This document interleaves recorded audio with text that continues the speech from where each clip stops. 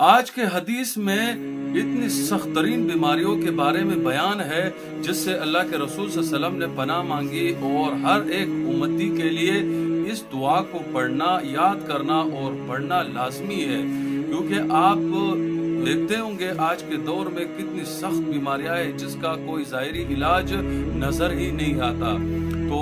اس حدیث میں 3 بیماریوں کا تو باقاعدہ طور پر ذکر کیا گیا ہے، اور چوتھی ہر وہ بیماری جو مستقل ہو اور جس کا کوئی علاج